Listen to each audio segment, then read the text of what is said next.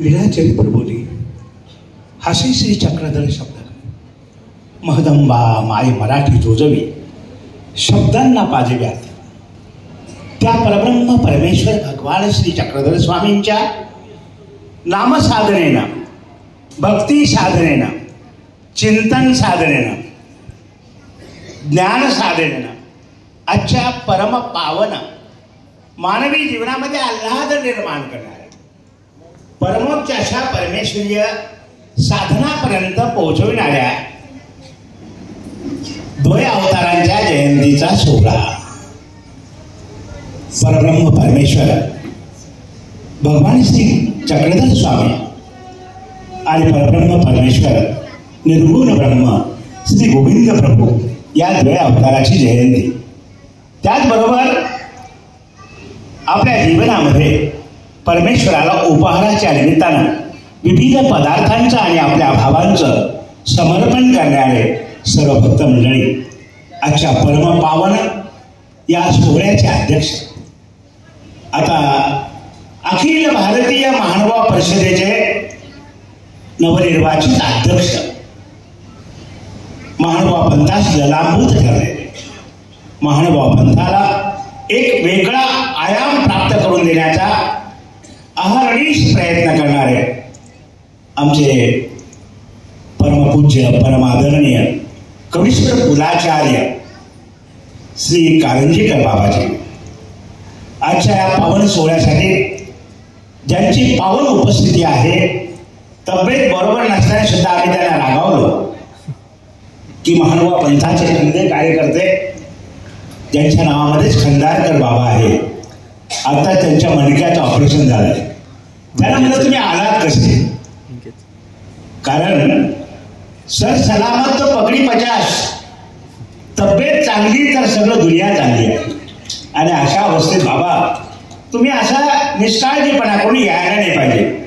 पण ते म्हटले आता मित्राचं प्रेम, आदरणीय पूज्य श्री विश्वनाथ बाबा यांचा आग्रह चाला, घरी बसून तरी काय करणार, चला त्यामुळे मी आलो आहे. पण बाबा खंदारकर बाबांना आमची विनंती आहे की संकल्प करा, महिनाभर पर्यंत करा, ऑपरेशनच्या जखमा या मधून असतात, त्या भानगडीतनं आम्ही गेलेलो आहोत. आणि म्हणून बाबा तुम्ही समाजाला अत्यंत गरज आहे, समाजाला मार्गदर्शनाची गरज आहे. समाजातली अत्यंत अभ्यासू माणसं ज्यावेळी निघून जातात त्यावेळी पंथ पोरका. आणि म्हणून बाबा आपली तब्येत जपा, केवळ समाजासाठी जपा, भक्तांसाठी जपा, एवढीच विनंती आहे.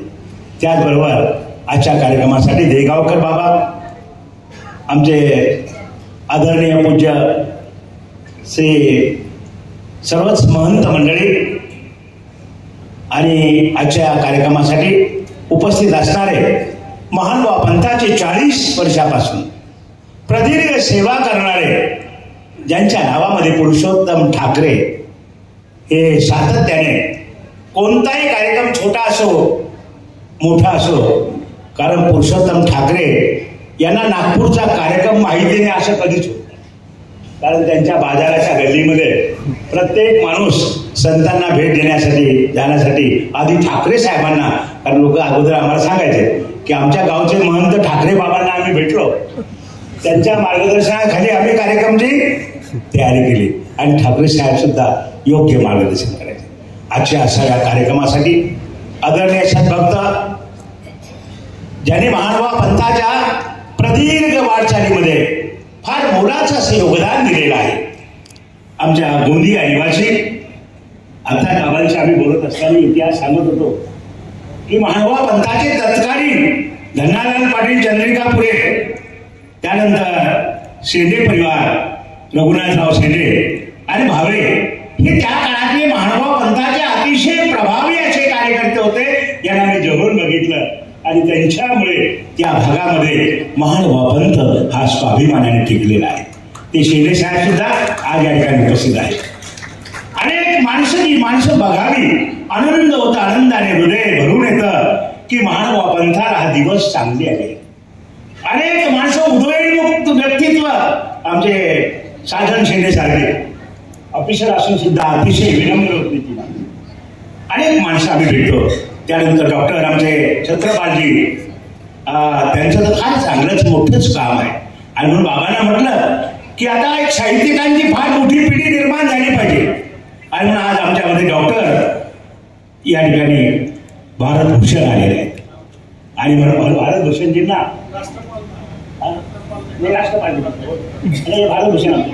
भारतभूषणजी यांनी तर एक वेगळं आगळा वैभव या ठिकाणी निर्माण केलं. अस्मात कस्मात नेण्याचा आमच्या म्हाताऱ्या नागवतील असा त्यावेळी नागरिकांचा त्यांचा आचार होता.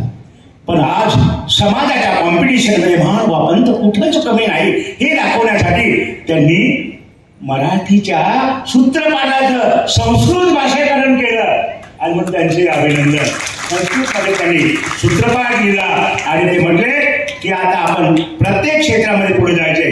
आणि म्हणून भारतभूषणजीला मी सांगितले त्या दिवशी की आता थांबू नका तुम्ही, की आता मी डॉक्टरेट झालो नाही आहे, आता डिलीट करायचे. जेवढ्या पदव्या असतील तेवढ्या आपल्याला प्राप्त करायच्या आणि महान भाव पंथाच्या या तत्वज्ञानाला, महान भाव पंथाच्या उत्तुंग विचाराला समाजाच्या उत्तुंग शिखरावर पोहोचायचंय. आणि म्हणून अशा नवोदित तरुणांची गरज आहे. या ठिकाणी वक्त्या म्हणून प्राध्यापिका साहित्यिक आलेले आहेत, त्यांचं देखील अभिनंदन.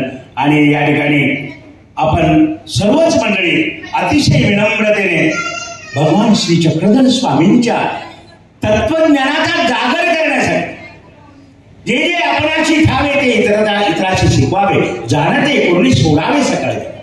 आमचा विचार जो आहे तो सर्वज्ञांचा विचार. मुळातच विचार जो आहे सर्वज्ञ तुम्हा कळावे, सर्वज्ञ कळायला पाहिजे. गोविंद प्रभूंचा विचार करायला पाहिजे. महान पंथ हा समाजापर्यंत, समाज मनापर्यंत गेला पाहिजे. कारण अगोदर या ठिकाणी प्रास्ताविक करताना त्यांनी सांगितलं की यामध्ये तरुणाईला जोडता आलं पाहिजे. कारण आता आपण हे मध्यमवयीन मंडळी या सगळ्या कार्यक्रमामध्ये येतोय, पण तरुणाई जोडल्या गेली पाहिजे, तरुणाईमध्ये उत्साह निर्माण केला पाहिजे. आणि म्हणून ते काम निश्चितच होईल. आजच्या आमच्या कार्यक्रमाचे अध्यक्ष परमपूज्य परमादरणीय या ठिकाणी कारंजेकर बाबा उपस्थित आहे. महानुभाव पंथाच्या भाषाशास्त्राच्या दृष्टिकोनातून अनेक वर्षाचा जो विचार 1956च्या मराठी साहित्याच्या भोपाळच्या अधिवेशनामध्ये डॉक्टर कोलते साहेबांनी मांडलं होतं की महानुभाव पंथ या ठिकाणी भगवान श्री चक्रधर स्वामींच्या नावाचं विद्यापीठ झालं पाहिजे.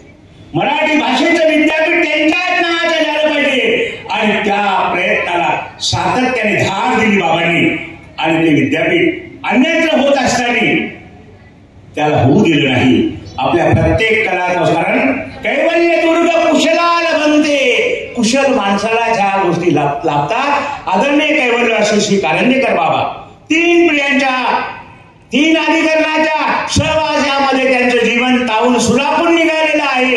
आणि म्हणून अशा प्रकारच्या उत्तम प्रकारचे एक बाबा आपल्याला लाभलेले आहेत. ते महानुभाव पंथाच्या विकासासाठी, उदयोन्मुख कार्यासाठी सतत प्रयत्न करतील. आपल्या तरुणांमध्ये जागरण निर्माण करतील, तरुणांना त्या कामाला लावतील अशी अपेक्षा व्यक्त करतो. आणि मी या ठिकाणी उद्घाटकीय भाषेत या कार्यक्रमाचं उद्घाटन झालं असं जाहीर करतो. खऱ्या अर्थानं या ठिकाणी आज भारतभूषण यांचा सत्कार या ठिकाणी आमच्या नागपूरकर मंडळी अतिशय भव्य स्वरूपात घेतली. अशी अनेक साहित्यिक माणसं तयार झाली पाहिजे. आता इंग्रजी भाषेवर काम करणारी माणसं पाहिजेत. कारण इथं आपण कमी पडतोय. मला एका गोष्टीचं मनात छायलंय. आम्ही डॉक्टर अब्दुल जे कलाम त्यांना भेटायला गेलो. त्यांना चक्रधर स्वामींचे एक छोटीशी आम्ही पान दिलं, टाईप केलं सर्वज्ञ नावाचं. त्यामध्ये सर्वज्ञांचं सामाजिक कार्य आणि त्यावेळेचा ज्योतधरणाचं कार्याबद्दल एक 2-4-5 गोष्टी लिहिल्या होत्या. 3 पाने होते. त्यांना दिलं. आम्ही ती परवानगी काढली देण्याची. दिल्लीला गेलो त्यांच्या त्या कार्यक्रमामध्ये की कार्यक्रम होता. आम्हाला परमिशन मिळाली आणि ते त्या रस्त्याने येत असताना आम्ही त्यांच्या हातात तो कागद दिला. आणि कागद दिल्यानंतर ते त्यांच्या जागेवर गेले. गर्दीच होती ना. त्यांनी ते वाचलं आणि वाचल्यानंतर ते खाली आहे. माझ्या उभं राहिले. इतने महान विचार चक्रधर स्वामी की दुनिया तक क्यों नहीं गए, पहिला शब्द. आणि दूसरा प्रश्न होता कि आपने यहाँ अपने पंथ में दुनिया की भाषा जानने वाले, वर्ल्ड की भाषा जानने वाले कितने फॉलोअर हैं. तर माझ्याला उत्तर नव्हतं, पण आता काहीतरी टाइमपास करून जायचं होतं. बहुत लोग हैं लेकिन निवृत्ति प्रधान विचारधारा के होने के कारण वो इसमें रुचि नहीं लेते. असं सांगून आम्ही मोकळं झालो.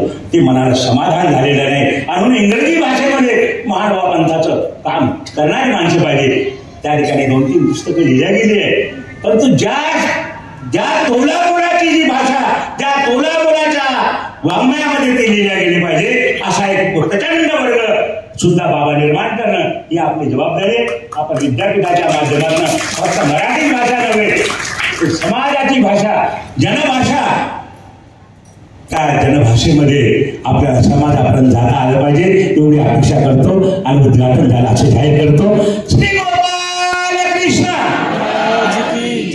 आपला आवाज कधी पडतोय?